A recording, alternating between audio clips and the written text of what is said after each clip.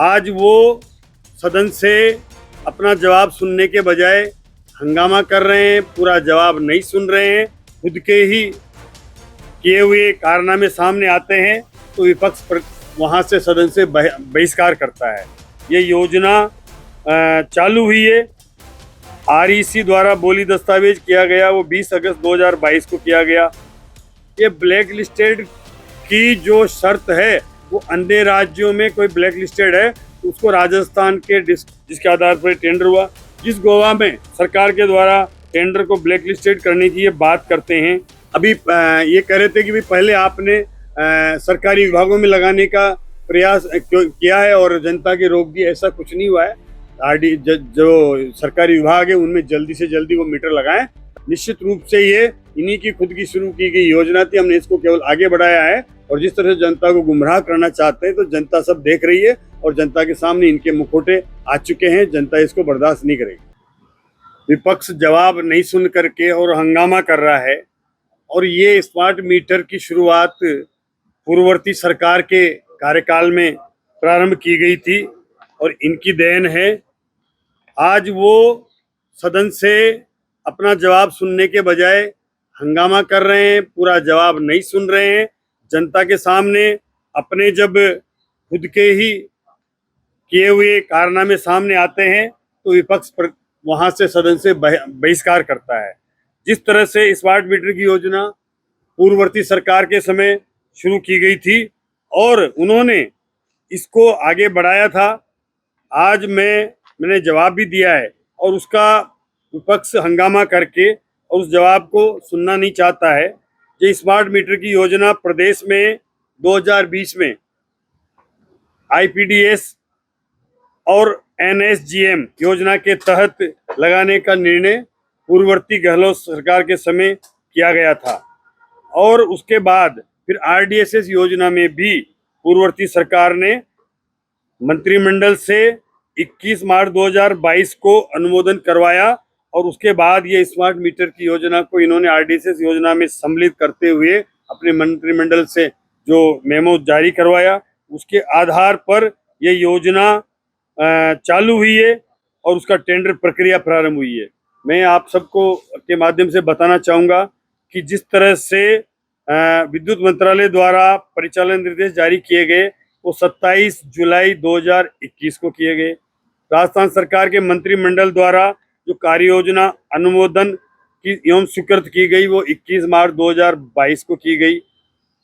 Smart meter के लिए DPR अनुमोदन जो तीनों डिस्कॉम के द्वारा की गई 28 मार्च 2022 को की गई। आरईसी द्वारा बोली दस्तावेज किया गया वो 20 अगस्त 2022 को किया गया। डिस्कॉम में अध्यक्ष द्वारा स्मार्ट मीटरों के लिए निविदाएं आमंत्रित करने हेतु मंजूरी 6 जनवरी 2023 को की गई। निविदाएं आमंत्रित करने की दिनांक 16 जनवरी है और ये इस तरह की पूरी प्रक्रिया कांग्रेस के समय में प्रारंभ की गई है। ये प्रक्रिया इन्होंने प्रारंभ करी और यही आज उसको योजना को स्वीकार किया इन्होंने।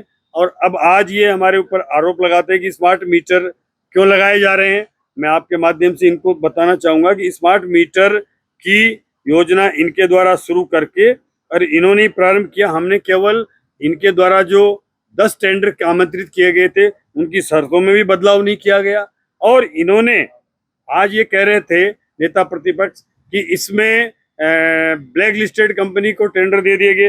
ये ब्लैक लिस्टेड की जो शर्त है वो अन्य राज्यों में कोई ब्लैक लिस्टेड है तो उसको राजस्थान के डिस्कॉम में मान्य नहीं होगा। ये शर्त भी इन्होंने इनके समय ही संशोधन करके लागू की गई जो इनके कार्यकाल में था।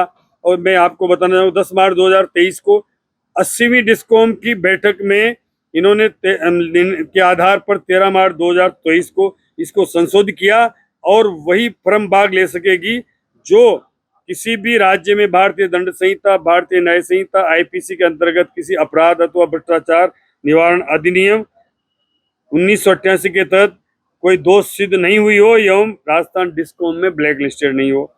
ये इनकी शर्तों को इन्होंने परिवर्तन करके जोड़ा जिसके आधार पर टेंडर हुआ। जिस गोवा में सरकार के द्वारा टेंडर को ब्लैक लिस्टेड करने की ये बात करते हैं, गोवा सरकार ने 5/2024 को मेसर जीनस पावर इंफ्रास्ट्रक्चर, जो हमारे यहाँ जिस फर्म का ये टेंडर है उसकी एक कंपनी नहीं है, बल्कि ये जीनस की ही एक सब्सिडरी कंपनी है। उसने वहाँ वो ब्लैक लिस्टेड हुई थी, लेकिन न्यायालय के आदेश के बाद 24 सितंबर 2024 को निर्णय के बाद 3 अक्टूबर 2024 को ये वापस आदेश भी गोवा सरकार ने ले लिया और इसका ब्लैक लिस्टेड का भी जो किया था उसको भी समाप्त कर दिया। इसलिए क्योंकि वो ब्लैक लिस्टेड समाप्त नहीं होता, फिर भी वो यहाँ पर टेंडर के लिए एलिजिबल थी वो फर्म, इसलिए हमने किसी प्रकार की हमारे समय कोई अनियमितता नहीं हुई। हाँ, लेकिन आज जो स्मार्ट मीटर लग रहे हैं उनमें भी अभी ये कह रहे थे कि भाई पहले आपने सरकारी विभागों में लगाने का प्रयास किया है और जनता की रोक दी, ऐसा कुछ नहीं हुआ है। जनता में अपनी स्पष्ट स्थिति के अनुसार, उपलब्धता के अनुसार मीटर लगाए जा रहे हैं, लेकिन केंद्र सरकार का और एमएनआरई का एक हमें निर्देश था कि जल्दी से जल्दी सरकारी कार्यालयों में कम से कम 25% मीटर लगाए जाएं ताकि आरडीएसएस योजना की राशि को जारी किया जा सके। इसलिए हमने ये निर्देश दिए कि इस योजना में जो सरकारी विभाग है उनमें जल्दी से जल्दी वो मीटर लगाएं ताकि आरडीएसएस योजना के जो राशि है उसको जारी करवा करके, और जो आरडीएसएस योजना का काम चल रहा है, फिर सेक्रेशन का, रिवेम्पिंग का, वो सब योजनाओं में वो भुगतान प्राप्त हो सके, इसलिए वो परिवर्तन किया था।